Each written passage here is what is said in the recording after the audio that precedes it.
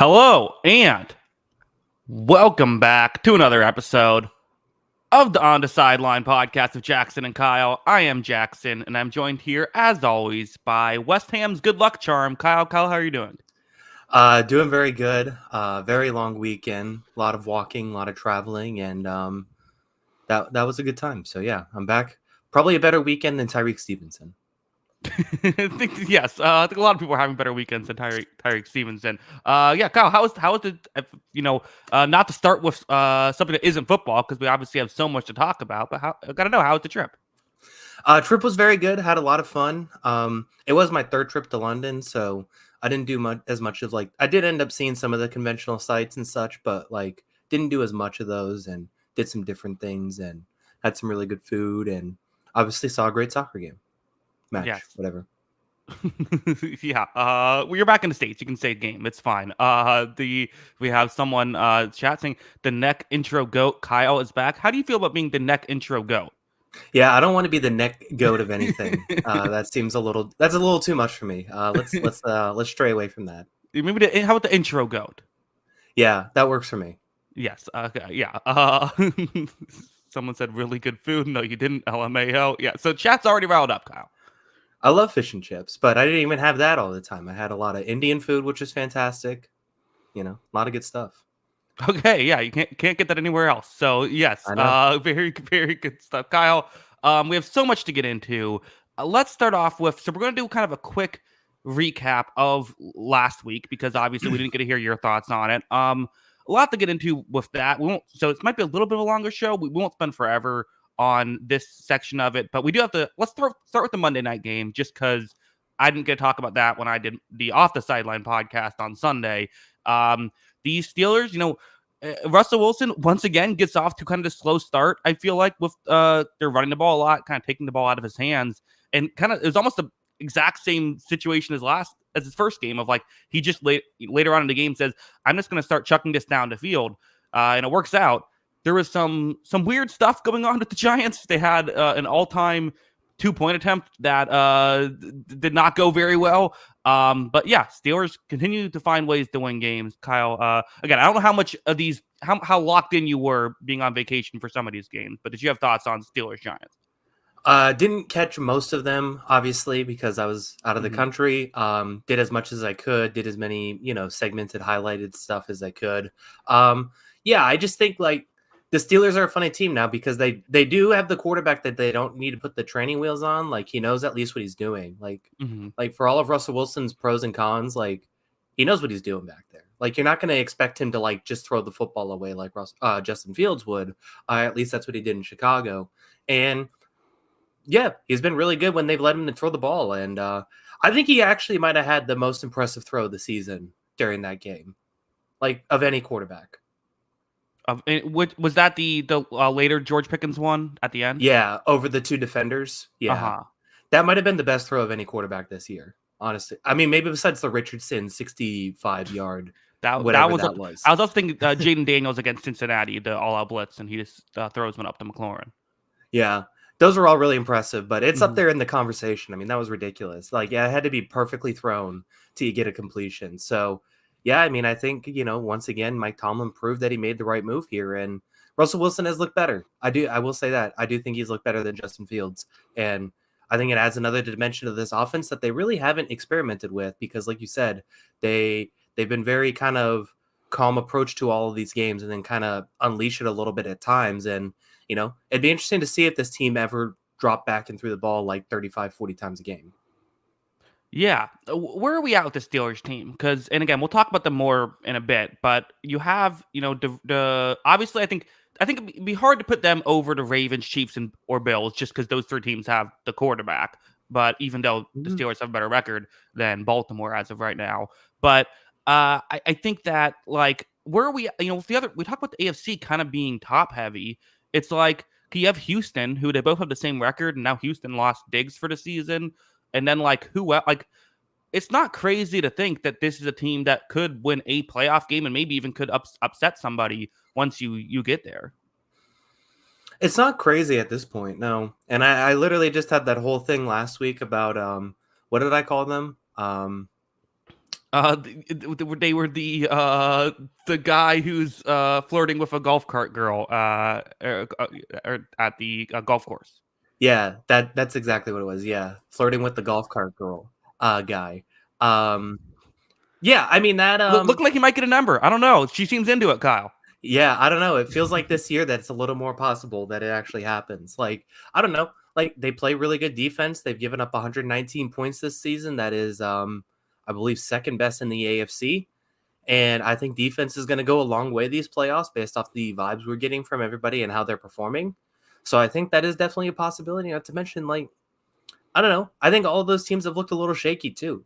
I think Buffalo, you probably still lean Buffalo and Baltimore, like you said. But it's not crazy to say Pittsburgh can beat those teams because of what they have and, obviously the defensive identity they have. And, if their quarterback isn't going to turn the ball over, it gives them a chance.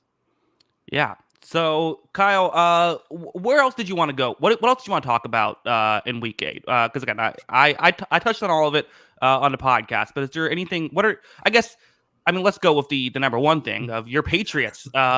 Same record as. I mean, I'm assuming you weren't watching this game live. You had to be pumped up once you saw the score. Yeah, I was pretty pumped. Mhm. Yeah, so this game was this game was basically on while I was leaving the stadium and all that, and we kept getting the updates. And yeah, I mean that's insane. Like this is officially like a train wreck for New York. And Oh yeah. like they just beat this team by a bunch too. And I mean it's just hilarious. Like I don't even think Aaron Rodgers played that bad in this game, but they just couldn't get anything going. And I mean it's an inexcusable loss, to be honest. Giving up 11 points to this team in a quarter is inexcusable, and 11's not even a lot of points. Yeah. So I just like, I don't know. It's a absolutely wild situation that happened. And Patriots defense played better in the second half. I'll give them that credit. I think they did very well. And Jacoby Brissett still kind of a mess, but did enough there to make it happen. Made a couple plays at the end there.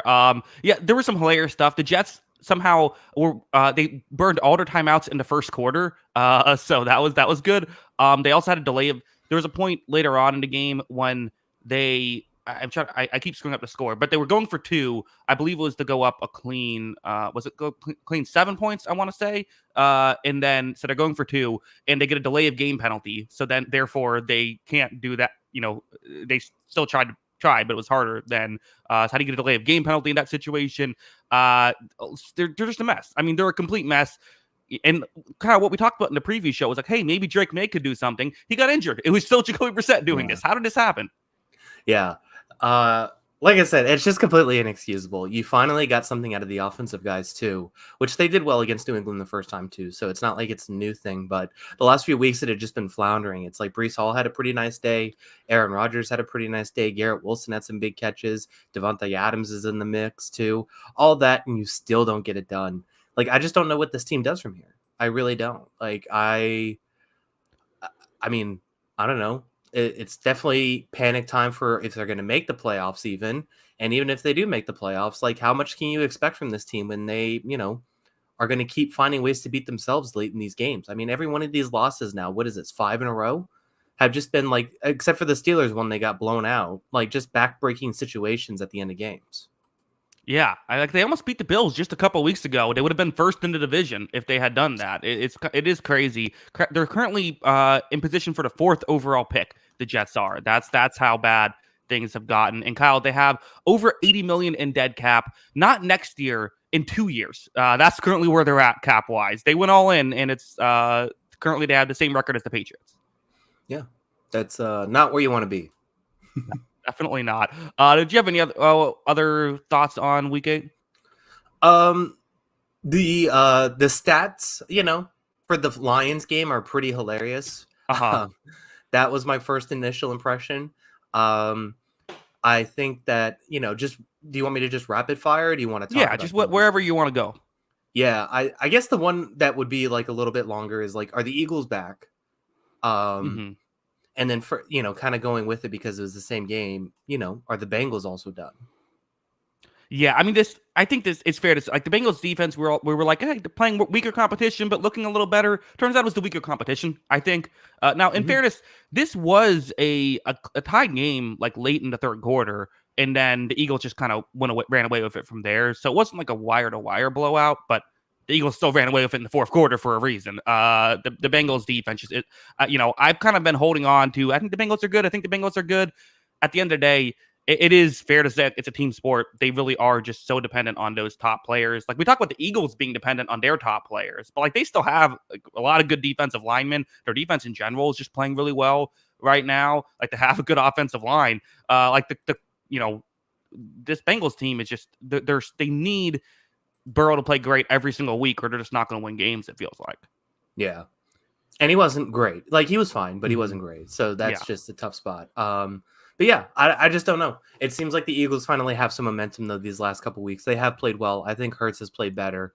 Does it coincide with AJ Brown? Yes, but he's also playing much better. So I think those also go hand in hand. So we'll see how this team continues. Now it looks like it's a two-man race for this NFC East, which I think is going to be pretty fascinating because them and the NFC North, I think, are the two most fascinating divisions in that conference. I guess you could say the NFC West too, but I mean, you're just looking at these Okay, two. well, we didn't have to say. I think that the most interesting divisions in the NFC are the East, West, and North. Okay, we get it, Kyle. Yeah. Yeah, I'm sorry. But I mean, we have to talk about the rookie duel. Yeah. Yeah, I mean, so this was actually a game I did see the end of it live because I was Okay. just catching the end of it, and Hmm. that was just a hilarious play to end the game. Um, you know, it seemed like Caleb was largely pretty terrible for most of the game.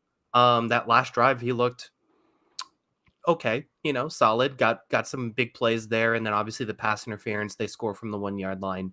Whatever. I think he did good in that drive, but it looked like it was pretty terrible numbers wise for the rest of it. Obviously, I didn't see all of it, and then the Jaden Daniels aspect where he's just fantastic, and very lucky, obviously, on the last play. But it still takes a lot to throw the ball 65 air yards, and he was able to get it there to put him in the position to win that game. So, pretty incredible stuff, and look, I mean, the balls are 6-2. Balls are still bouncing, baby.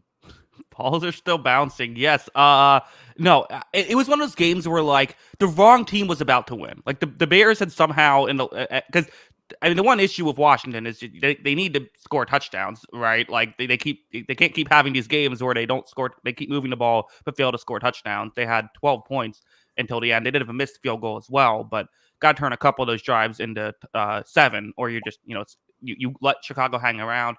I thought Caleb Williams actually had 2 really nice drives at the end because there was one where I'm not sure if you saw this play where they handed the ball off to their backup offensive lineman to rush it in from the 1 yard line. He promptly fumbled it immediately, and then that allowed that felt like that was going to be the game. Bears got it back, took the lead before the Hail Mary. But yeah, I mean the right team won this game. It was a weird way of how it happened. Yeah, yeah. No, that's for sure. And yeah, it was just like it seemed like it was too little, too late for the Bears because they got. I mean, their first touchdown drive was what they had like 40 seconds left in the third. So I guess they played well towards the end of the game, but you know, Washington was definitely the better team throughout. And I don't know, man. I agree with what you're saying. They've had a couple games now where it's like they've only gotten field goals, but Mm-hmm. they're still finding ways to win these games, and it feels like this offense still has room to grow, which is scary because Daniels has been that guy. He's been fantastic. Yeah, no. All my point is that this game and the Giants game earlier were 2 games where they didn't score touchdowns despite moving the ball incredibly well. Those ended up being wins anyway. Could have been losses, which would have hurt them. But I agree. I mean, right now I just feel like the Bears are maybe a playoff team. The Commanders are easily a playoff team. That's just how I view these 2 teams right now. Yeah, I think that's fair. And one of my favorite things I like to do is throw a random MVP candidate at you and see how you react. Uh huh. So this week, let's do a new one. Justin Herbert. I don't think so. No. I mean, I think that he's played well, but no, I don't think he's up there with the top guys. Yeah, I don't think he's going to have the raw numbers to get it just because of the style of play they had. But like the last 3 weeks, I think he's been excellent from the stuff I've seen. And he had really good numbers again in this one. The highlights looked really good too. Lad McConkey obviously had his coming out party. The Saints team's obviously a little beat up, but last 3 weeks I think he's looked really good. And one of those was against Denver too, which is not an easy defense to beat. And I just look at it like he's not turning the ball over. I don't know the numbers, but I'm assuming his turnover worthy play rate is going to be pretty low. It's actually Based really off what high this year. is it? Yeah, Wow. I think he's like top 5. He's been it's been I think he had a couple bad games early on is what happened. Okay. Interesting. But yeah, I just think he's been really good with the football, and the last 3 weeks I think he's been fantastic. So if he continues on those numbers, I think he's got a shot, but he's got to probably increase the output a little bit more, I think. Yeah, and in fairness too, he's doing this while having a Saints player try to rip his leg off while playing. So I mean that makes it even tougher. Yeah, no kidding. Yeah, no, that was very good. Did you? Yeah, I agree. Though I think Herbert's very good. Where else do we have to? What else do we have to touch on? I'm looking through the. Oh, we got to talk about Anthony Richardson. Yeah. Who there was a point when he took himself out of the game on a certain play, which just to be clear, if I had to run one NFL play, I'd be tapping out. That it was in the way throwing a 300-pound defensive lineman off of you, scrambling for 20 yards just to get back to the line of scrimmage. I get it being exhausted, but also, I mean, I think the bigger issue was he was 10 for 32 in this game. And I tweeted this out. Because Dan Orlovsky tweeted, he said like he was way better than his numbers showed. He wasn't. Like there was some missed throws early on, but he also had a 70-yard touchdown that was basically just like throwing to an open guy that there was a blown coverage on, and he had a drop pick in there. So I don't know. What were your thoughts on the Anthony Richardson thing? And then of course now Joe Flacco is going to be the starter, which you have been saying for weeks now. Yeah, I mean Joe Flacco's a better player right now. Mm-hmm. I guess the issue is like, what's Indianapolis's goal? Is my question. Like, because I was signing off on that largely because I do think Joe Flacco is better. Mm-hmm. And just saying like if their goal earlier in the season was to make the playoffs and play Joe Flacco, but Mm-hmm. I also don't really know if this is a playoff team even with Joe Flacco. Like we've seen this defense continue to have some issues. It has played better the last couple of weeks. Granted, that Miami team was not, with the quarterback situation there. They did okay against Houston last week, but they've just really kind of struggled this season. So I just don't really know how, they still have the Bills, the Lions, the Jaguars who dropped 37 on them in their first win. How are they going to slow down some of these teams even? So I do want to see how that plays out. And I guess if they think they could still make the playoffs, then go for it. I'm all for it. And then my question is, if you don't think you're a playoff team, then is it doing your quarterback justice? Like you've basically now just punted on Anthony Richardson and his career, right? So either he's going to do it somewhere else or he's not going to be in the league. So I guess that's a tough spot. Yeah, I mean, there's a lot. I mean, there's a lot of ways to go with it, right? Like the argument for Richardson is kind of obvious, which is like he has more potential than a 40-year-old Joe Flacco. So there's more hope with Anthony Richardson than there is with Flacco. If I'm a Colts fan, I want Richardson in because there's just a higher ceiling there, right? I think that the other thing is if Anthony Richardson plays and continues to play horrible, then you get a better draft pick. So like from that aspect, if this is a video game, I think you're probably putting in Anthony Richardson. I think the counter argument is that a couple things is, for one thing, trying to make the playoffs is what you should be doing. Like this is football, and like it's a sports, and sports aren't just about I think we're going to win a championship, so then we're going to like if you're 2-6, you should be trying to like the Patriots should be trying to win games. They shouldn't be tanking, right? Like we always hate teams that tank, and then every time a team doesn't move like this, we say, but it's going to hurt your draft stock. Like I don't think it's bad to try and make the playoffs. And I think the other thing too is like we talked about this with the Bryce Young thing, where it's like at a certain point, you got to help develop these other guys too. The Colts have some young receivers. You have Josh Downs, who's a young receiver. You have Adonai Mitchell, who's kind of hasn't really settled in yet, I would say. So like, putting Flacco in can let you know what you have as a roster, which can also be beneficial. So I do understand both sides, but at the end of the day, Richardson's been really bad. Like, I think maybe that's part of where people are getting hung up on is like, I was looking at just PFF grades just as a measurement. He's significantly worse than what Josh Allen was at this point in his career, and he's even worse than where Zach Wilson was at this point in his career. So like, yeah. And I know people are saying, well, it's only been 10 starts. Part of that's because he keeps getting injured, right? Like, it's not the 11th game that he's playing. So I get both perspectives. I don't think there's a wrong opinion, but I'm not going to crush a team for trying to win football games. Yeah.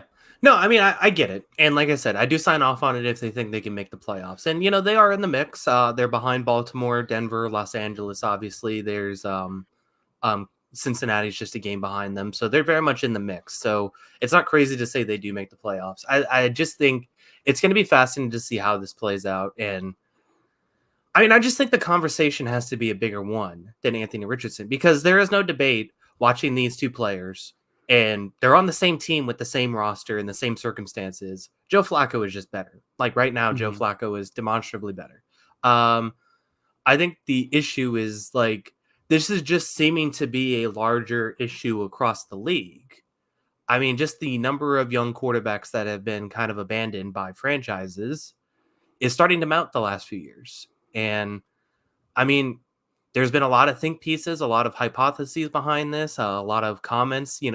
There are people who are much more, skilled at the quarterback position who have made opinions on this, but there has to be some sort of reasoning why I don't think NFL franchises should look at these situations and think this is still working.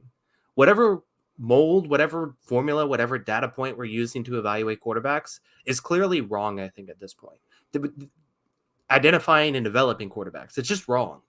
And I don't really know what the right answer is. And I don't know if there is a way to find that right answer, but like, it just seems like that it's even higher than ever how many bad quarterbacks and failures as quarterback as we're getting to develop. Yeah, maybe. I don't know. I don't know if that's true. Like, I don't know. I would need to see some numbers on it and really say, like, is because, like, I guess my question is, has it ever been right? I don't know. Like, it's not like back in the day, every quarterback that was drafted was being successful either, right? I think it's kind of just with the quarterback position becoming more important over the years, like, you can't afford to have a bad quarterback. And so it's like, the Cardinals thing with Josh Rosen, right? Like, a team would never get rid of Josh Rosen after a year. Usually, if you draft him in the first round, like, that was the right decision. Like they're way better off now with Kyler than they would have been had they even gone with Nick Bosa, who would have still really helped them a lot, right? Like, I think that so big campaigner too, right? Yes, but I that Arizona is a swing state, so there you go. But yeah, I think that. As a whole, I think that that's kind of the argument. I don't know, like, because as much as we can say that, I don't know, this recent draft class, all four of the young quarterbacks have looked pretty good, I would say, to start their career. So it goes both ways. Yeah, it does, and it's going to be interesting to see how it turns out. But yeah, and it definitely seems like the Anthony Richardson thing. It was a big swing at draft time, and obviously it seems like it's a swing and the miss now, because I just, like I said, I don't see him coming back for the Colts after this. Yeah. Do we have anywhere else to go with here? We can. I guess the one thing maybe we can touch on is, like, I'm just going to go on a mini rant here with every time someone brings up, oh, maybe Tyreek Hill should be MVP. Look at the Dolphins and how much better they look when Tua is out there when he's gone. Like, that's the ultimate example of why quarterbacks are still more valuable than even the most valuable non-quarterbacks. Yeah. No, I get it. Yes, and then everyone will forget about this next time they want to put someone else in the MVP discussion. We don't like the name of the award. We want the award to be different. Award to be different. That's all. Yeah, I think the other issue is like, I think the gap between Tua and like Skylar Thompson, Tyler Huntley is probably bigger than a lot of like starters to backups. Like, if Marcus Mariota was in here, like, is Tyreek Hill still having a monster season? Probably. Maybe. We don't know. But yes. But I'm still going to use it as an argument, because that's how we do things, is we don't use nuance. Yeah, fair enough. Yes. Okay. Kyle, anything else you want to add, or you want to move on to the preview now? No, we can move on. I think we touched on as much as we could. Yes, Kyle, you're hanging on to a 1-point lead still. Again, for the audience maybe new here, you don't want points. Points are bad. So we both missed our lock last week. That was the difference. The Texans, the stupid Texans, were not able to cover, only win. So that's what killed me. Kyle, that means that I'm going to give you a game first. I am going to go with, again, two teams I just don't want to have to deal with picking. I'm going to give you Bears Cardinals. All right, this was number 3 on my list, but there's 3 that were pretty high up on my list, so that's fine. I am going to go with the Bears. I just think that this is the kind of defense that Chicago should be able to move the ball. We've seen them play bad defenses and look good, so I think they're going to be okay in this one. And then, I think yes, I think Kyler Murray has played well the last couple weeks. I think it's looked good for Arizona, but I do think this Bears defense is a bit different. And I know Jaden Daniels got yards last week, but I do think that they have an ability to prevent points at the bare minimum. And they've done some good stuff. At the bare minimum? Yeah, exactly. Mm-hmm. Outside of, tipping Hail Mary. Yeah, no, you're good. Outside of tipping Hail Mary passes, I think this defense is phenomenal. So I'll go with the Bears. I just can't figure out this Cardinals team. I think I said on something last week, I'm wrong about the Cardinals. I just don't know in what way I'm wrong about them. I don't know what I said it on a previous podcast. Every time they lose, it's like, you fool, why did you believe in this team? Clearly they're a flawed team. And every time they win, it's like, you fool, clearly this team has so much firepower. What were you thinking betting against them? I'm probably gonna pick the Cardinals first overall every time I can from now on out, Kyle. Yeah, I think that's a fair choice. It's definitely a frustrating team to try and figure out. I'm also kind of going to give credence to Miami's defense. Might just not be good. I think there is a possibility of that, so I don't know. But yeah, I mean, they've looked very good the last few weeks. Marvin Harrison Jr. obviously had a big game. And Trey McBride's been really good the last few weeks too. So they kind of have that 3-headed monster.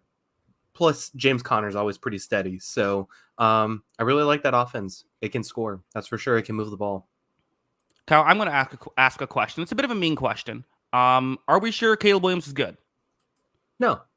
Yeah. No, I don't think he's proven it. Mm-hmm.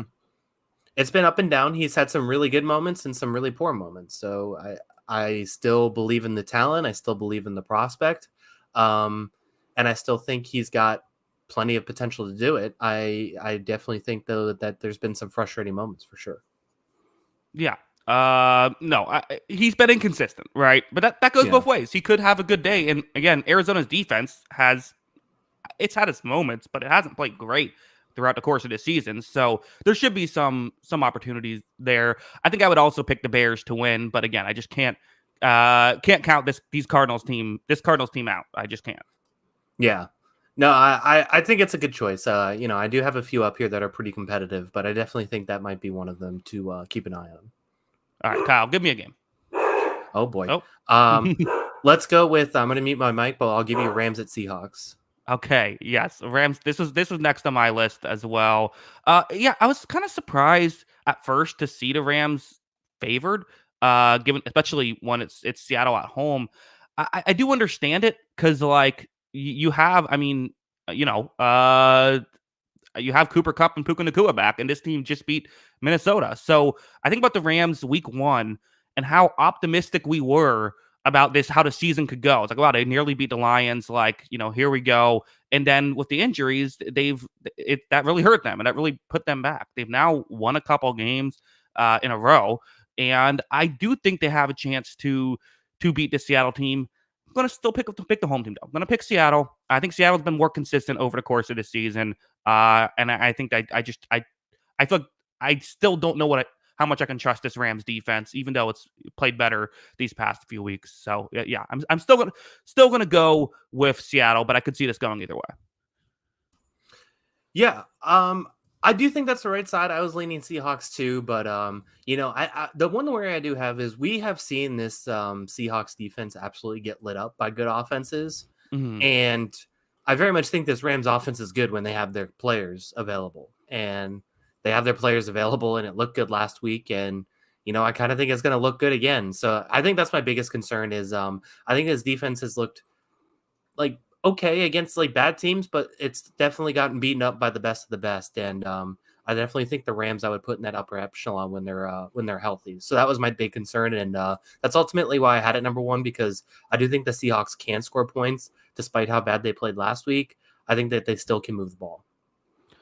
Yeah, I mean, honestly, I think these are two pretty evenly matched teams. I think that like both these offenses are kind of built similarly, with I'd say good quarterbacks that can run an offense well, but can also make plays when things break down. With good receivers, and you have I think both defenses have played underwhelming, but have still shown flashes. So it's like I think that I see why this was number one on your list, because these are two evenly matched teams, I would say. Yeah, I agree. But yeah, I of course I agree. They're number one on my list. But yeah, I do think so. The Rams still in the mix here too, right? Like, I mean, like if they win this game, it's probably going at least 4-5. I mean, they could beat Miami and New England and go 5-4 at that point, and then it's wide open. So, this team definitely has a shot at it. But they there's no margin for error, and this is another really competitive division. I mean, it's Kyle. The Rams are 3-4. They're a half game out of first. Every other team is 4-4. So the Cardinals, Niners, and Seahawks all 4-4. Rams 3-4. So yeah, I mean, it can't get much more competitive than that. Yeah. Would you still take the Niners right now? Yeah, I mean, I think so. Would you not? Yeah. I think I'd have to. Mm-hmm. Just because, like I said, there's too many concerns with the defense for both of these teams, and we just said we can't figure out Arizona. So it's kind of fitting that this division has our first three of our first four teams, right? Yeah, definitely so. Yeah, and look at the NFC too. I mean, there's so many good teams. I mean, just looking at it right now, the Commanders and Eagles are both very good. All these teams in this division, every team in the NFC North is above 500. Atlanta's good. Tampa Bay, we'll see what they can do. Like there's so many teams that are competitive as of. I mean, what all but Carolina. all but three teams in the NFC are 3-4 or better. Yeah, and I don't even think those two teams that are 2-6 are that bad. So, the Saints with all the injuries are bad, but the Giants aren't great. They're competitive. They're maybe the plucky Giants. The plucky Giant. Okay, fine. They're not the worst. They're better than Carolina. Fair enough. Yes, I'll give you that. Do you have any more thoughts on this one? No, I think we can move on. Okay, Kyle, I'm giving you a game. I'm assuming this is the other one that is high up on your list. I'm going Chargers Browns. No, give me the Chargers. Give me the lock. Wow. Listen here. It's that simple. Jameis Winston gives, then he takes away. Giveth and taketh away Jameis. That's really what he should be. I'm not buying in on the Jameis Winston hype train just yet. I think he played very well last week, obviously. But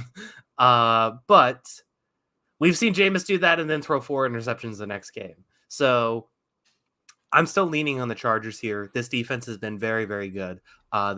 They're the only team, I think, fact checking myself real quick. Obviously, they've had a bye week, so they played less games, but they're the only team to not give up 100 points yet this season. That's pretty impressive.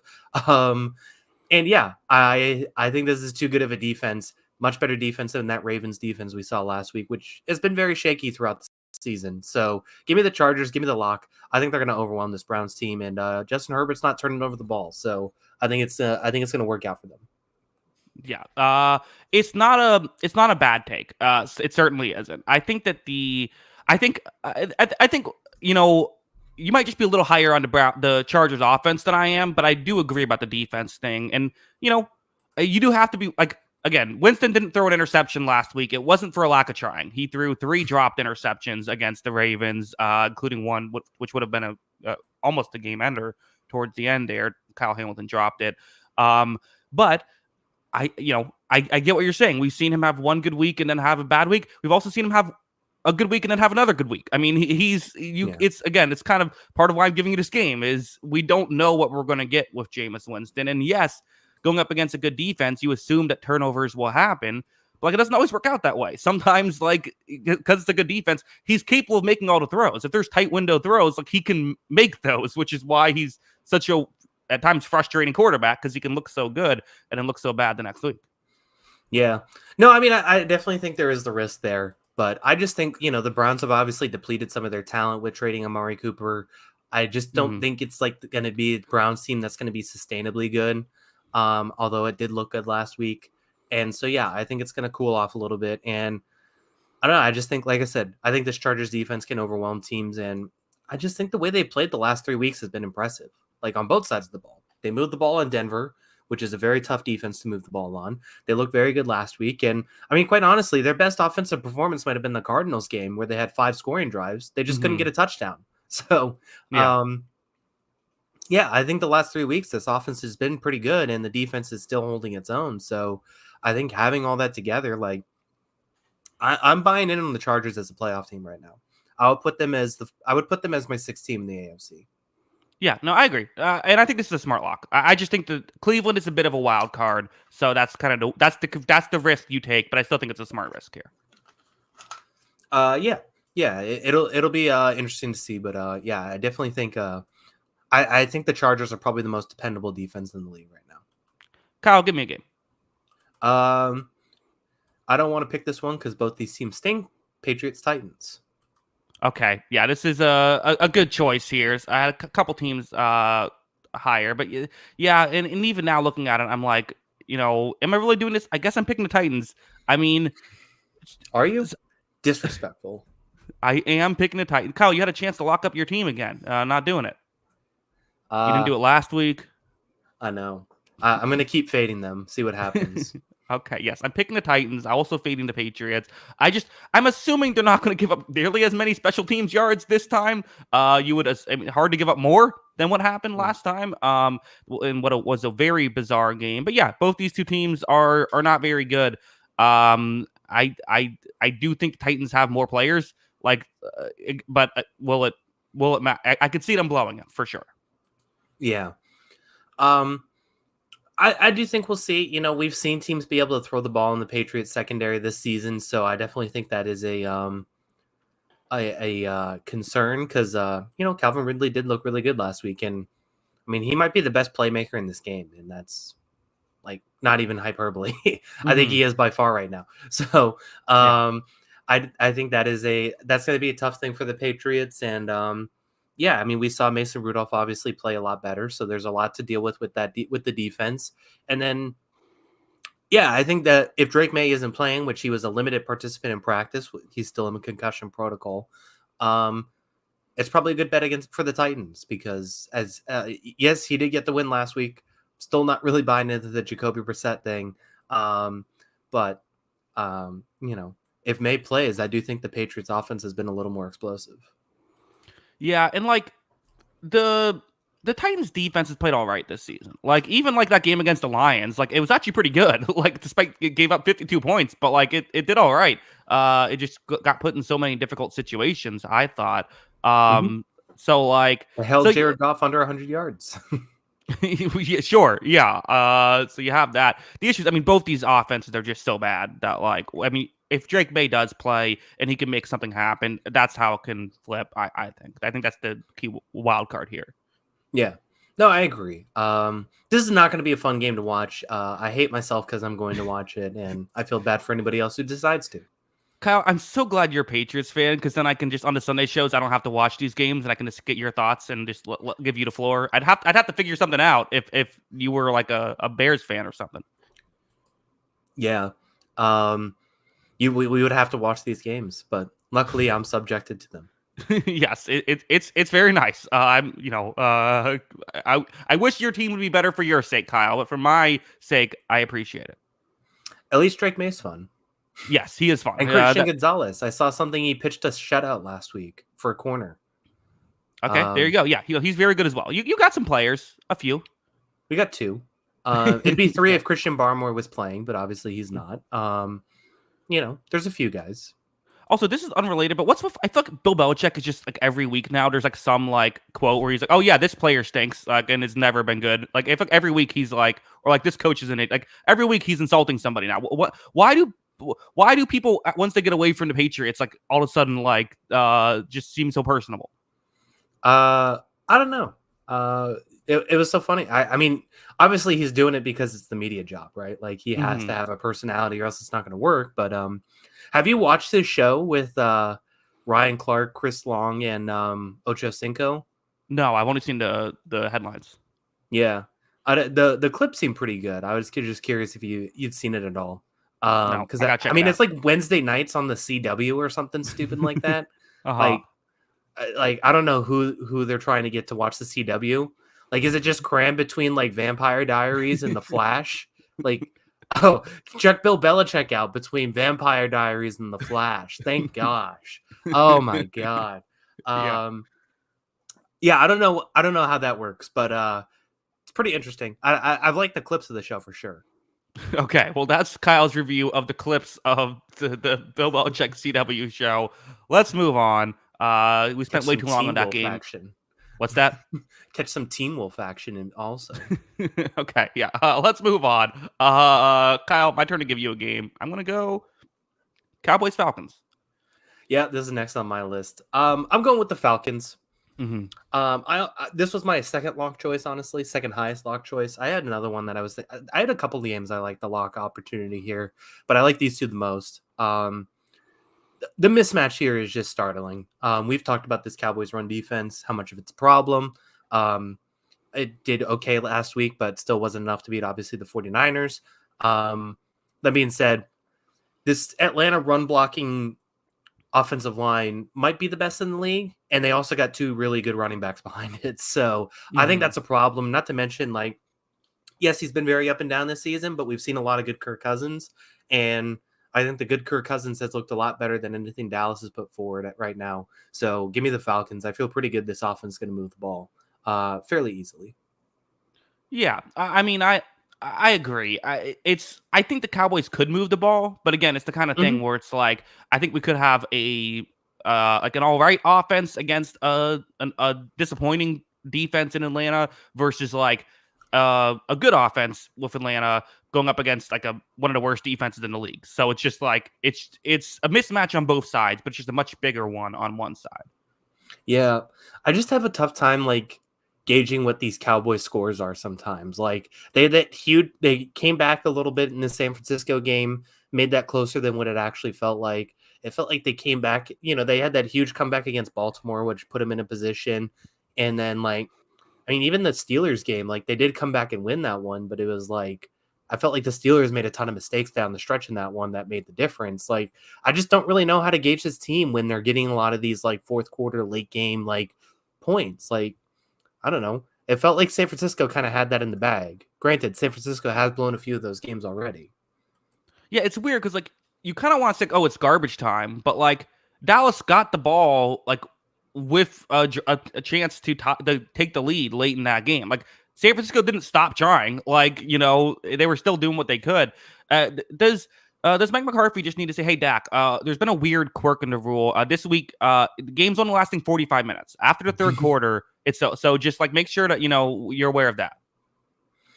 Yeah, I mean, I don't know. I don't know what it is because that was the same thing in the Baltimore game where it felt like garbage time at first, and then all of a sudden it's like they're down 3 with the chance to get a stop and get the ball back and win. You know, I don't really know what to think of it. So yeah, I think it's a tough thing to make figure out, but like I don't know. It's been a rough season, that's for sure, and I think 3-4 is honestly being nice with their record. Yeah, I mean, like, and you look at that, like, you're still in it. I don't know. Is part of it? Does Ezekiel Elliott get more carries early on? Is maybe that's what's happening? Oh my God, it's terrible, right? Like, Yeah. why do they keep doing this to us? I I don't understand. Like, what is Rico Dowdle? I don't think he played last week. I don't even see him on the stats. So obviously, I didn't watch that one. But the other weeks, like, he's clearly just the better player. Like, yeah. So I don't know. They need to figure something out there because that is they're just wasting it. It's like, okay, let's get 2 yards here. Okay, Zeke, you're in. Here we go. Yeah, it's truly bizarre. Like him and Dalvin Cook duo would have been great. I almost said 30 years ago. Wouldn't have been great that long ago. It would have been great 3 years ago, but probably not now. My favorite is when they run that zone blocking play that goes to the outside. Mm-hmm. And I swear, I think it takes like 25 minutes for Ezekiel Elliott to get to the sideline on that play. Like it is the slowest like outside zones running play I have just ever seen. It stinks. Obviously, he was great, but he just doesn't have the juice. Yeah. We'll see. We'll see how if Dallas can maybe put up some points here, maybe get a pass rush going to disrupt Atlanta. But as of right now, both of us picking Atlanta to win. Kyle, give me a game. All right. I think this might be your pick, but I think Thursday nights are weird, so we'll see. Let's go Texans at Jets. It is my pick. I'm locking up the Texans, who I'm going to say I understand this line. I don't understand this line. So we have the Jets, who are I was shocked to find out are favored to win this game. The 2-6 Jets are favored to beat the 6-2 Houston Texans. I was looking at other like places because I'm like, clearly that's wrong. Clearly what I'm looking at had like misprinted it or something. But no, in fact I've even seen some higher. Some are saying like Jets -3. It's so weird that part of me doesn't want to bet it because I'm like, what am I missing? I think it's just like, okay, no Nico Collins, no Stephon Diggs, but like, yeah, I mean, the Patriots, look at what they were able to do, and they don't have anyone anywhere near that. Like, I don't get this line whatsoever. Yeah, I'm locking up the Texans. yeah. I think we're down Aziz Al-Shaair too. Obviously, I don't know how much a middle linebacker is going to obviously skew that, but the injuries are starting to mount a little bit. So I do understand that to a degree, but it does feel like an overreaction to the numbers. That being said, just doing quick math here, Houston is 5-1 in one-score games. They've had 2 non-one-score games. They got routed by Minnesota in week 3, and then they ran away from New England in the second half of that week 6 game, which, might be the worst team in the league besides Carolina, which is barely NFL. So yeah, I just generally think, though, that if you're going to play this style, and, we talked about this all year with Houston, where I wish they could be a little more aggressive earlier in games. It feels like D'Amico Ryans, as a defensive coordinator, is coaching a lot of games not to lose, which may be the right strategy, but sometimes I feel like it leaves a lot to be desired, especially when you have a quarterback who's played as well as CJ Stroud has this season. But that being said, I just look at it like, if you're going to play a lot of these games and play like this conservative approach and let your quarterback kind of play hero ball, you can lose any game.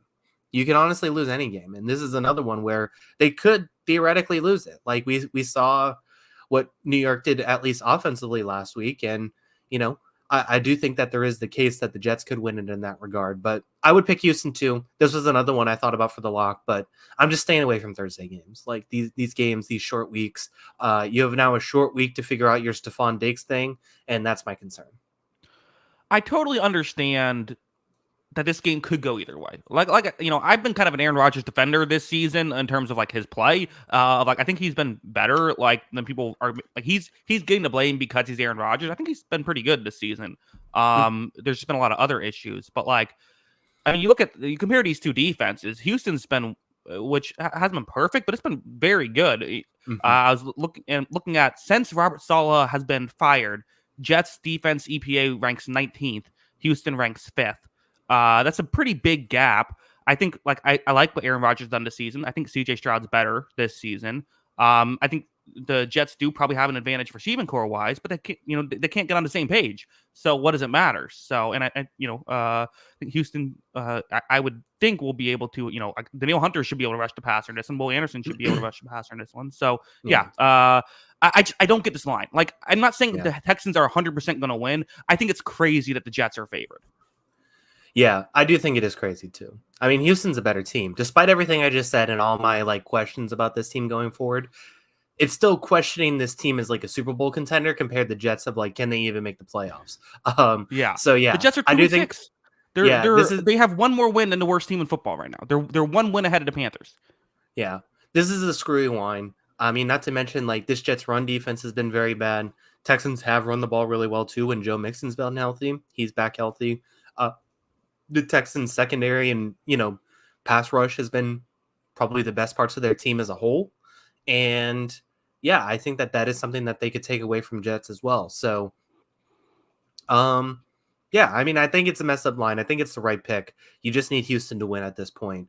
But, yeah, I just think that it's, I don't know, man, that line is so fishy. I agreed with you though. I was like, I don't know if I can pick this because they obviously know something I don't.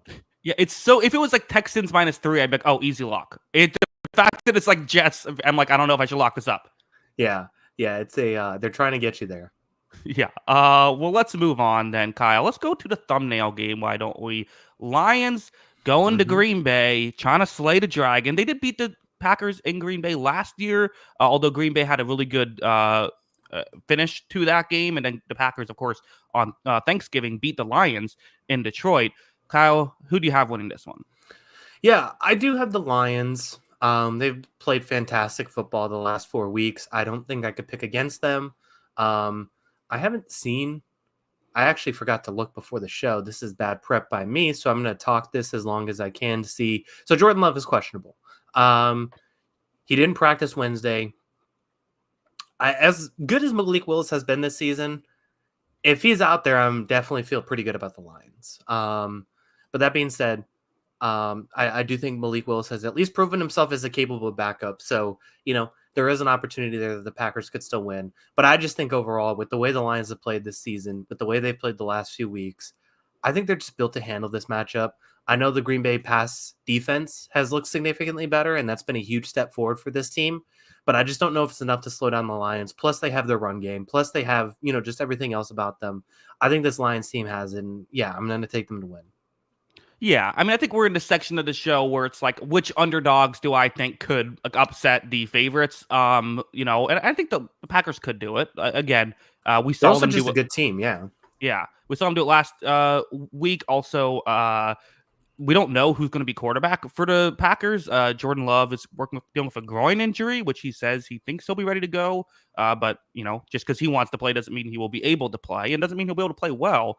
But honestly, I don't know if I see much of a difference if Malik Willis is out there or Jordan Love is out there right now. And it's a little bit of an insult to Jordan Love, but it's mostly a compliment to Willis. He's played well when he's been out there.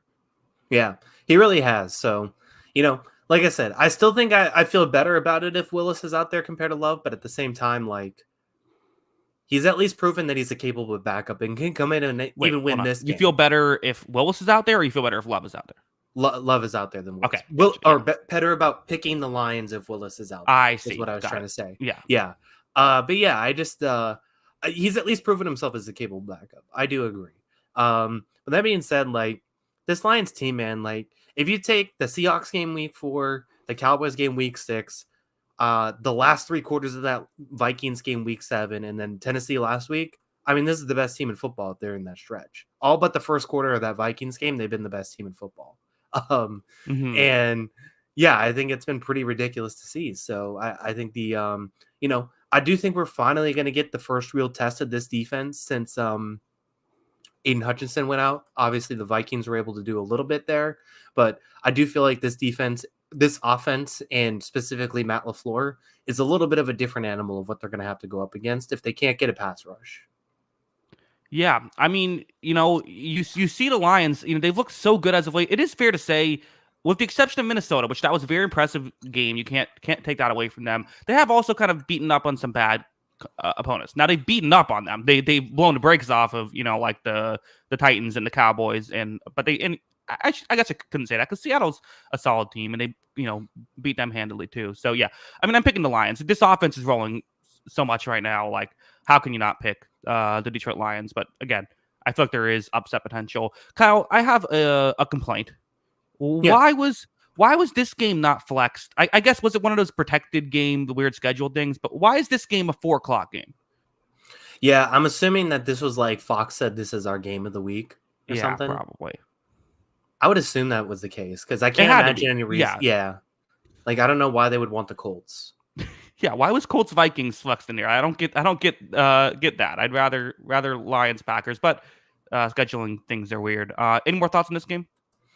I'm looking forward to it. That's for sure. Oh yeah, is this the game of the week? Yeah, without a doubt. I actually think this is kind of a we have some competitive games, but none of those are really the best teams. This is a pretty bad slate overall, though, as we're going to get into here in a sec. Yeah, there's some fun stuff, but yes, Kyle, give me a game. Yeah, let's do that Colts and Vikings game. Okay. Interesting. So there's a game I had higher on my list, but I understand it. I'm picking Minnesota.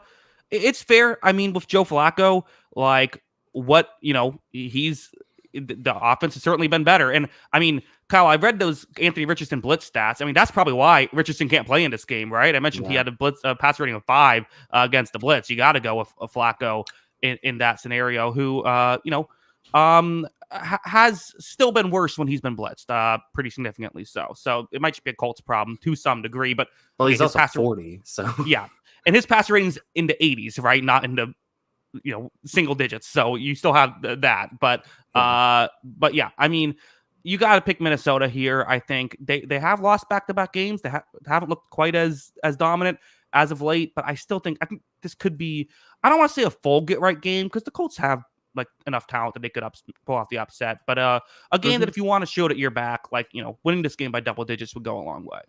Yeah. I was pretty ready to hammer this lock if Anthony Richardson was playing because of those blitz stats you mentioned and, how bad he is against the blitz. And that was going to be a huge concern for me.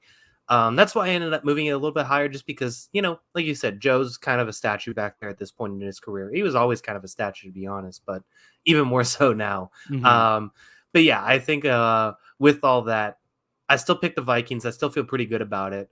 But I do think, if the Colts can't throw the ball, we have seen this team, we just saw this team get gashed through the air the last couple weeks in that Lions game and the Rams game. So, it's not crazy to me that they're going to give up some air yards in this game if Joe can get a clean pocket.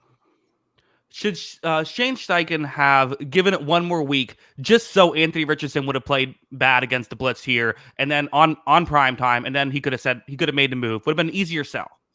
Yeah, I mean, it's not like it was a difficult sell. He was 10 for 31 last week. It's a conversation. There's people that really don't like the move. Yeah, I mean, there was going to be a conversation no matter what, but I don't think his performance last week was a reason to argue for Anthony Richardson. Probably not. But people don't watch it. That's the issue. People want to watch the highlights and whoa, that pass is great. Yeah, exactly. Kyle, any more thoughts on this one, or want to move on? No, I feel like we could power through a number of these games. There's another good one I think left, so. Yeah, we're going a little bit quickly because of the obviously spending a while on the recap part, but I'm going to give you let's talk some balls. Balls Giants.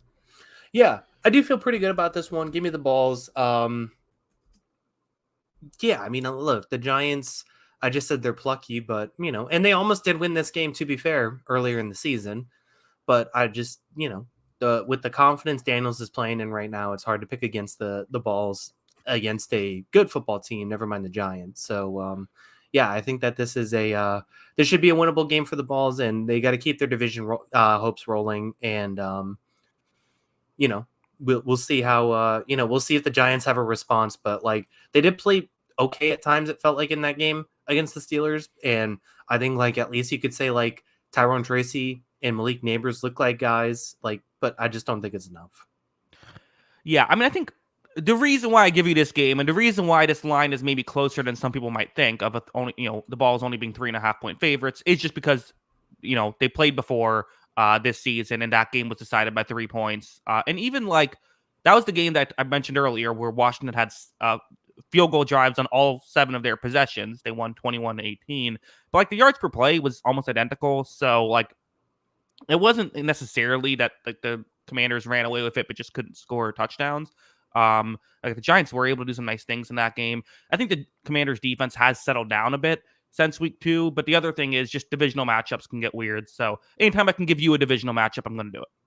Yeah, no, this is the right pick. And these games do get weird. So I could definitely see the Giants pulling off the upset, but it still required a lot. Like it would require a big Tyrone Tracy day. It would require a big Malik Neighbors day. They would have to come up with some big plays, and Daniels would have to probably make a mistake finally, which he hasn't done a whole lot lately. So, or really in his career so far. So it's just going to be really hard to see that happening. But the Giants have been in a lot of these games that we didn't expect them to be in. So we'll see. Yeah, I mean, some people have even called the Giants not that bad of a team this year. Yeah, this podcast. Yes. Yeah. There's things to like about the Giants. There is. And Daniel Jones, I've said it before, like he's just an inconsistent quarterback, but his inconsistency isn't like it's not a Jameis Winston inconsistency where his good is like a 4 touchdown, like 400-yard day. It's like, oh, like hey, like 280 yards on pretty good efficiency and like had a nice run in there. Yeah. And he wasn't bad the last time these two teams played either. So Yeah, I don't know. that was the game when it was like, maybe Daniel Jones had something. Yeah. And they had a big Devin Singletary game that one. I don't know. Yeah. You're asking a lot still. Yeah, I agree. Let's move on. Kyle, give me a game. A Uh lot of good ones left. oh yeah. This is the Mhm. disrespectful line though. I will say this. This Okay. is a disrespectful line. I do think an upset potential is here because we've seen this team the favorite lose done games, and I think this defense is really good. So let's go Broncos at Ravens. Okay, good job. I was hopeful. I was planning on giving them to you early, thinking I could do it because it is the biggest line of the week. It was higher up on my list as well, but yeah, I'm picking Baltimore. I agree. 9.5 feels surprising. I'm assuming it's because, and what we talk about with Denver is how good the secondary is, right?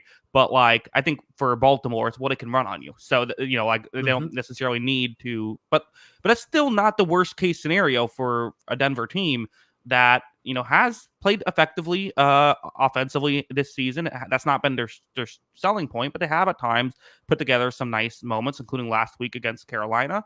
You can say it's just Carolina, but it's not Baltimore's defense has been last year's Baltimore defense this season. So if you can get some nice Bo Nick stuff, the running game for Denver hasn't been great this year, but like if you can kind of scheme stuff up, make some plays, and then hope that Baltimore's going to run on you, or at least they're going to try and run on you. If you can just kind of survive that, there is upset potential. I love Denver plus 9.5, but you still got to pick Baltimore to win. Yeah, you still got to pick them to win, but I do think the line's high. And look, like I agree with what you said. They can just run on you, but if Baltimore's going to churn their own clock, then that probably just plays in Denver's favor in some regards. Now, the tough thing is you still have to stop Lamar Jackson and Derrick Henry, which good luck. But crazy things have happened. So I do think, maybe they get a couple stops. Maybe the turnover stuff can happen. Lamar has definitely not been afraid to fumble the football at a weird time, stuff like that. But it's still going to be hard to throw in the secondary. So I think that is the tough thing. And look, Bo Nix has been good the last 4 games. He just has. I don't think it's perfect. I don't think it's like a lead or anything. It's not Jaden Daniels, but he's been good. I think he's confidently been the second best rookie quarterback this season, mainly because Drake May has only played a couple games. But I think he's had some really good moments, and last week was probably his best moment. So maybe he can keep that momentum against a Ravens defense that, just bled a bunch of yards to Jameis Winston. Yeah, I don't disagree. I don't disagree at all. I mean, and these two teams, as crazy as it sounds, they have the same record. So it's kind of crazy. Yeah. Two teams halfway through the season, same record, a 9.5 point line. But Kyle, here's the biggest issue in Denver's that Denver has to work against right now. Doesn't it just feel like the Ravens should be 6-3 and the Broncos should be 5-4? Not the other way around. Yeah. Yeah. What do you think is more likely? Denver winning this game or Ravens winning by 10? That's a good question. I kind of think Denver winning the game. It's close. I still think the line's disrespectful, but there isn't obviously Baltimore has blowout opportunity against any team in the league. Right. And what I was going to say too is I think it's maybe the better question. I think Denver is more likely to win than Baltimore, just having a wire to wire blowout. I think it's possible Denver, I could see Baltimore, kind of having a hand, leading pretty handedly, but then I think similar to how Washington worked, where I think that, if I remember correctly, that score was a bit, or no, Washington scored again late to make it. But Baltimore, got up at a certain point. I could see something like that happening. But yeah, also Baltimore needs to work on their onside kick recoveries. Sean Payton, he's got to be pissed that he can't do a surprise onside kick in this game. Yeah, he's gonna miss that. He's like, these stupid kickoff rules. Yeah. No, I definitely think I agree though. I think Denver can definitely win this game. I don't think it's out of the question. It's still gonna ask a lot of a rookie quarterback to go beat Baltimore on the road. Yeah, I think Denver could. This is one of those games where it's it's a test to see where you're at. If you lose this by 7, similar to Washington, right, where they didn't beat Baltimore, but they hung with them, and it was kind of this is the real team. Denver's kind of in that spot right now for me. Yeah, no, I think I agree. I mean, I still like them as a playoff team too. If I were to rank my top 7, they'd probably be 7 for me right now in the AFC. Yeah, I think I agree. Again, looking at who they have to beat, it's maybe a little bit less of a compliment than it sounds, but I do also agree. I think over the Bengals or the Colts, I'm going or the Patriots, I'm going Denver. Hey, man. Well, sorry. Hey, I included you in the list. You should be happy. Yeah, fair enough. David K asked, do we want to do bonus picks for presidential elections, Harris versus Trump? I say no. What do you say? I think I'm also gonna go with no on that one. I think that's I think the last people that should be doing that are us, Kyle. Maybe not last. You're right. Definitely not last. But I don't think We're the most self-aware people that should not be doing it. You're right. Like, we're because the last people would do it. The last people would make it happen. The people who have presidential podcasts and such. Those people. Yes, I think that's a fair point. That's absolutely fair. Let's move on, Kyle. My turn to give you a game. I'm giving you I'm giving you a barn burner, the one we're all going to be tuning in for, Saints Panthers. Yeah. I don't know who's watching this game. Can we put this on our do not watch game? Like, just we don't have. Well, I think that I don't think we have to put it on I think we just don't watch. I think this is, if it was like a Thursday night game, then we'd do that. But I think that since this is not, it's a 1:00 game. I'm assuming. I think we're okay. Yeah, 1:00. Yeah. I mean, look, Derek Carr might play, but Alvin Kamara is also limited participant in practice. But if Derek Carr plays, I'm taking the Saints. So I'd still think I might take the Saints regardless. So I don't really have much else. Yeah, I mean, the other thing is like Jake Haener might play, so like that's kind of the question mark here, I guess, of like who's going to be in the. But yeah, it's a divisional matchup as well, so you have to factor that in. Like we said, things can get weird. I believe Bryce Young is going to play in this game now, so there's that. Again, the last time these two teams played, the final score was 47-10. So I agree with picking the Saints to win. I think it's just if Derek Carr doesn't play, is there upset potential? Yeah, and this is just not the Saints team. Yeah, no, this is just not the Saints team. Same Saints team. Like on both sides of the ball. Like they have none of their receivers. They have so many guys injured in the secondary too. But maybe they can. I don't know. It's just Jake Haener and Bryce Young has to be the worst quarterback duel in some time, right? Yeah. What was that? What the Panthers Cardinals playoff game? Who was in that's up there. Yeah, I remember because I was reading some of the recaps and someone said, "Oh, Bryce Young with like maybe the best game of the season," and he had like 2 touchdowns and 2 interceptions. I was like, "All right," and one of those was on a short field too. Yeah, so tough season. It's tough. It's tough. I also don't disagree. I think you look competent out there. So there you go. At least, hey, I mean, I'll say this for Bryce Young, put together a decent stretch. Like you were a first overall pick. You could be a backup for 10 years if you can just play some decent football. Like Zach Wilson's going to be in the league for a while because he was second overall and he's just shown enough every now and then. Like that's all you got to do. Or he'll go to the Jets and then get a chance on the Vikings and take over or something like that. Sure, maybe. I don't know. Things can happen. Kyle, I know what you're thinking. Let's do 20 more minutes on this game and then move on. No, I think we're good. Okay. Next game. Dolphins at Bills. Yep. Next on my list as well. I was in between giving you this one or the Saints Panthers, but I decided to go with just the weird one. I'm going Buffalo.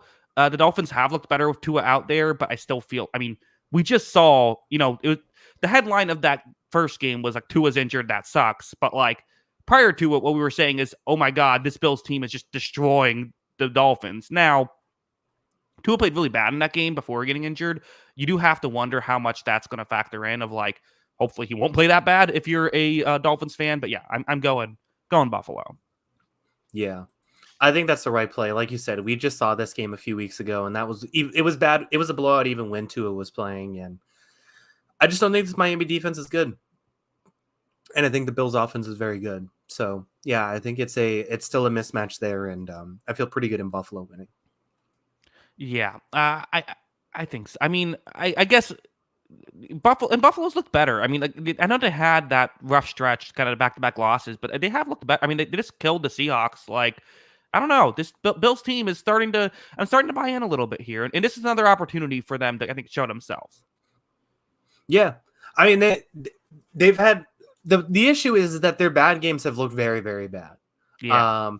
But their good games have looked terrific. So I don't really know how to judge it fully, but I do think this team has looked very good at their best. And, they've definitely beaten up on some of the lower teams this season. So I feel pretty good about them hanging out with this or beating up on this team. And this Dolphins team, I know they got Tua back, but it's still asking a lot, I think, to go up against this team with, it still feels like it's only a couple guys in this offense right now. We have Brandon says Bills haven't beaten anyone with a record over 500. Are they frauds? I think that's a bit I mean, they beat the Cardinals, who are, I believe, at 500. They beat the Seahawks, who are at 500. They beat the Dolphins, who I think with Tua are probably at least like a 500 caliber team. So, okay, they lost to the Ravens and the Texans, but those are their only two tries, and they came close against Houston. Yeah, they lost by 3 to Houston when they were like 9 of 33 passing. Yeah. No, I do not think the Bills are frauds, but it is. You would like to see them. They play Kansas City in a couple of weeks. We'll see how that goes. But I think it's fair to say that they're not quite on the level of. Oh, I don't know. I think they're good. Kansas City's a tier above everybody in the AFC, in my opinion. But the Bills are definitely a threat. Yeah, the Ravens just keep finding ways not to convince me. But like, I don't think it's crazy to say Buffalo and Pittsburgh or like Buffalo can beat both of those teams. I know what the Ravens Bills game was a few weeks ago, but I do think Buffalo can beat both of those teams. Could go a long way for Miami if they could pull off a victory here, because they play the Rams on Monday Night Football the next week. That could be an interesting game. They have a chance to win that, and then they play the Raiders and the Patriots. So if the Dolphins can just pull off this one, they could win 4 straight and be back in the playoff hunt. Like that's totally possible. Yeah. They got to go on the run now, though, because it doesn't get easy down the stretch, right? Like, yeah, I know they have those 2 Jets games. Who knows? But assuming the Jets are out. But like Texans, 49ers, those aren't easy either. And, if they just drop those Texans and 49ers games, that's 7 losses. So they basically have no margin for error after that. Yeah, no, I agree. Let's move on, Kyle. Let's go to Raiders Bengals. Yeah. You kind of said it, like they need Joe Burrow to play perfect or like a superstar all the time. And I think that is very much the case, but like, I think he could play like a superstar in this game. So give me the Bengals. And he might not have to play like a superstar in this game. Like he can't play bad, but like he could probably just play like, solid football and they'll be all right. This Raiders team has not been, it just hasn't been great. They have weirdly played well against good teams this season. So I guess if the Raiders win, then the Bengals are a good team. And if the Raiders lose, then the Bengals are a bad team. Yeah, I guess that might be the case. Mm-hmm. They just finally are unafraid to go against Kansas City, right? For whatever reason, they're just unafraid of that matchup. Gardner Minshew was slinging that thing around last week. He played pretty well. So, I don't think it's, the Raiders definitely can compete, but I just don't think it's enough. And this defense is not good enough right now. Yeah, it's tough. I mean, the reason why I'm giving you the game, though, is like, could the Raiders be able to put up some points? Again, we've seen, I believe it's still Minshew. I didn't even check who's going to be the quarterback. Like, we've he's inconsistent, but if you can have a good day against a bad Bengals defense, maybe they can make it work. But again, you just have to assume Cincinnati will put up points. Yeah. No, I think they will. They'll put up a lot of points. The one thing is just that can Gardner Minshew keep it up with them, And we've continued to say, like, Brock Bowers is putting up a terrific rookie season. He's been very, very good. I mean, he's been one of the better tight ends in football this year, just straight up. Yeah. So, yeah, I think that they have that weapon, and it's going to be tough. But I just don't – obviously, it hasn't been enough this season, and I don't expect it to be enough again if the Bengals are scoring. Yeah. You want to keep going or you want to move on? No, we can move on. Okay. Kyle, give me a game. Let's do your team, obviously. I do think like they're the better of the 2 underdogs, so let's go Bucs at Chiefs. Yeah, it's disappointing because like I was excited for this game on the schedule for a while, kind of looking forward to it. Of like, hey, I mean, I think you're always excited to see how you'll play against the top team, right? Like the reigning champion. Can you hang with them? I don't think they can. I don't think this is going to go particularly well. I'm picking Kansas City because obviously, I mean, I think it would have been a tough game even fully healthy. I think in this situation, it's going to be even more difficult with the injuries they have to the receiving core. Obviously, is a big deal. I think they could run the ball okay, but it's like the Chiefs stopped the run so well this season. Yeah. I think Tampa Bay could have success with the screen passes, which have done well, but it's like, okay, there's one play you kind of have, which is screen passes in this game, going up against the Kansas City Chiefs and Patrick Mahomes, and your defense has stunk lately. Like, this is not going to go well, I don't think. Yeah. I think I agree with everything you're saying. Like, it's funny that we wanted them to abandon the running game all that time, and now the running game's good, and they have Yeah. like these 3 good running backs. Hmm. But that being said, like, I don't know, like Steve Spagnuolo is just not going to let Kate Otten and Bucky Irving do what they did last week. You know, Hmm. Yeah. um, No. it's just they almost got away with it last week without Chris Godwin and Mike Evans because those two played very well, and I just don't think the Chiefs defense is going to let that happen. So yeah. Yeah.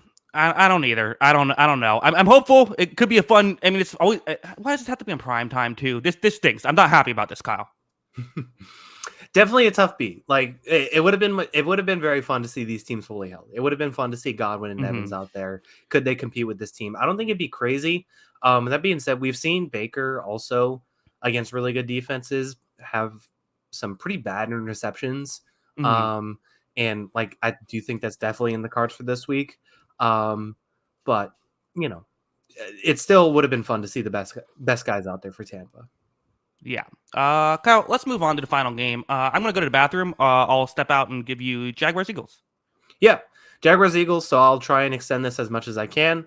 Yeah, I'm taking the Eagles because they are the better team. Obviously, Jaguars are 2-6. The Eagles are 5-2. And just straight up, I mean, the last 2 or 3 weeks, I think the Eagles have looked pretty good. I would say the last 2 games, the Eagles have looked very good. They've looked very much more like the team we thought could compete for the division or maybe even compete in the NFC. So we'll see if that continues to sustain. Jalen Hurts played very well last week. We've seen what Saquon Barkley can do this season. AJ Brown obviously is a star. Devontae Smith had a good week last week. And we've just seen this Jaguars defense as a whole really struggle. It struggled from week 1 on. It struggled basically every game this season. And I expect it to keep struggling against this Eagles offense that has all of their pieces available. So, um, yeah, I think this is a bit of a problem for the Jaguars. I don't think it's crazy to say the Jaguars could potentially move the ball in this game, just because we have seen Trevor Lawrence play, I think, pretty well this season. And I think that's kind of an underlooked storyline is really since that Bills game, I think in week 3, he's been good. I think he's been really good. And it hasn't led to the wins because this defense can't get a lot of stops. But I think Lawrence has been very good the last few weeks since that week 3 game and kind of rounded into form a little bit. And yeah, I don't think it's crazy to say that the Jaguars could move the ball in this game and make it a little bit more interesting, but the Eagles are the better team. Yeah. So I missed the. Who'd you pick? Eagles. Oh, okay. Yeah. Yeah. I mean, yeah. Obviously, this. It's hard to bet against the. Against. Well, hard to bet on the Jack. I mean, I don't know. I think there was someone earlier on the show like, "Oh, I bet you guys are even. Now you're gonna have to finally give the Eagles respect, although you'll probably still pick the Jaguars." Like, no, we're picking the Eagles. This is a very clear, Yeah. obvious pick. Yeah. Just to recap, like I said, they've looked really good the last 2 weeks. They've started to look like the team that we thought might be able to compete in the NFC. So that'll be interesting. And there's just too many weapons, I think, for this Jaguars defense. And then my other part was that basically since week 3, I think Trevor Lawrence has been really good. It just hasn't really led to the wins because the defense can't get stops. So maybe it makes it interesting, but it's not enough. Yeah. Also, Kyle, I just realized if you're wrong and the Jaguars do win, it will not matter against your score because this is the 15th game. So this one ends up it was actually not picked. All right. Well, I would have liked this game for sure. Yeah, I think you would like to trade that for me with a different one. Yeah, I felt pretty good about this pick. I think so as well. Yeah. Kyle, that's it for football. Do you want to do some World Series talk? I know it's already a long show. We could go a couple minutes here. Why not? Yeah. First, before all the football people tune out, let them know where can find us on Twitter before we head out. Yeah, make sure to follow us on Twitter. That is at Jackson Kruger. Make sure to follow me at by Kyle Gronin. And make sure to follow the account page at On the Sideline JK. That is at On the Sideline JK. Yes, of course, if you like audio only podcasts, anywhere you get your podcast, search On the Sideline Podcast. It should be available there. Yeah, Kyle, we gotta. I was disappointed that you were not on the last show. We could not talk about the the Yankees and kind of what's going on there. They did finally win a World Series game, and then they had like 18 PR disasters with like the fans and stuff, which was funny. But Kyle, what's your thoughts on this World Series so far? Yeah, I mean it's been closer than the 3-0, but Mm-hmm. the Dodgers were winning those games in close fashion because the Yankees were kind of falling apart late in these games. So that's been pretty interesting. I can't say that I actually, I can't say I've loved it completely, but yeah, it's been fun up until last game where the Yankees finally got going. My biggest takeaway from the World Series and playoff baseball as a whole, do we not pitch around guys anymore? Because like the only guys hitting in this entire series, it feels like, are I know Volpe had a big game last week, but Stanton, Freeman, and Betts are the only three guys that it feels like actually get hits in these series. In this series, why are we even pitching to Freeman and Stanton at this point? Like, why would anybody pitch to those guys? I would pitch to Judge 9 times out of 10 right now. Yeah, well, I think, I mean, I think they're definitely pitching the Judge. That's although they did walk him, I think they walked him in and hit him last night, which was a mistake. But yeah.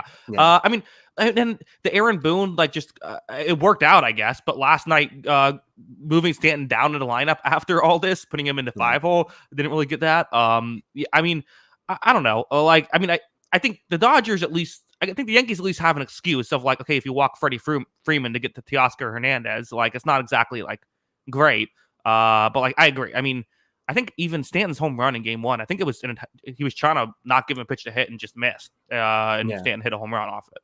Yeah, I don't know. I just might put Stanton on first at all times at this point. Yeah, but yeah, and then even in the Dodgers side, I mean that Game 1 was pretty funny where they pitched to Ohtani, which made sense at the time because obviously he's playing with like one arm or whatever. Oh no, that was before he got injured in Game 2. Oh yeah, that's right. So yeah, so they pitched to Ohtani, walk Betts to load the bases, and then pitch to Freddie Freeman, who hits the walk-off grand slam. Like I don't know, it's just been so bizarre. It's been very, very bizarre. But yeah, it seems like the Dodgers are going to pull it off, and you know this offense when it's rolling has looked really good this postseason, and credit to them. And you know, let's hope they can pull it off tonight. I don't want it to be 3-2. I don't want Yankees fans. Actually, it is better that the Yankees fans can get hope and then get crushed, but I just want to see them lose. Yeah, I don't know. I don't know. I mean, listen, Garrett Cole's on the mound for Game 5. I mean, if he can have a good performance, like all of a sudden, don't let the Yankees get back into it. Yeah, back to LA the last 2 games. It's possible. That's it, Kyle. Neither one of us would be thrilled if the Yankees win, but I mean, for you, that would just be the worst thing in the world. If the team that breaks the Red Sox being the only team that come back from down 3-0 is the Yankees doing it in the World Series, I mean, that's just like set the world on fire. Yeah, that's pretty devastating. I want this to go on for like 100 years. I don't want them to win for 100 years. That's what I want. Yeah, I was even thinking, like, is there a point when I would be like, okay, if Yankees fans like won a World Series, like, because like you have to do the mental gymnastics when you are a hater, which we are in this scenario, and like it's like part of me is like, okay, down 3-0, it's like I guess it would be okay if they win, and then like they win, and there's like that fan, just the funniest. I've watched that like 30 times. The fan ripping the ball out of Mookie Betts's. I mean, it's a horrible thing to do. He shouldn't have done it at all. But just like the look of satisfaction on his face after doing it, it's absolutely insane. Then like them like booing Freddie Freeman during the stand up to cancer stuff. It's like yeah. I'm sure there's great Yankees fans out there, but like, man, the worst of you do not give you guys a good reputation. Yeah. Yeah. Them and Philly fans are probably up there, right? So I don't want them to win. No. I wouldn't be happy under any circumstances that they win. Yeah. Okay. Well, hopefully next podcast we will talk about the Dodgers winning the World Series. Kyle, yeah, that's our show. Any final thoughts? No, I'm good. Let's get out of here. Yes, let's get out of here. Long show. Thanks to everyone for sticking with us. We'll be back midnight Eastern time on Sunday to recap all of the games. So be on the lookout for that. And until next time, have a good one. Peace.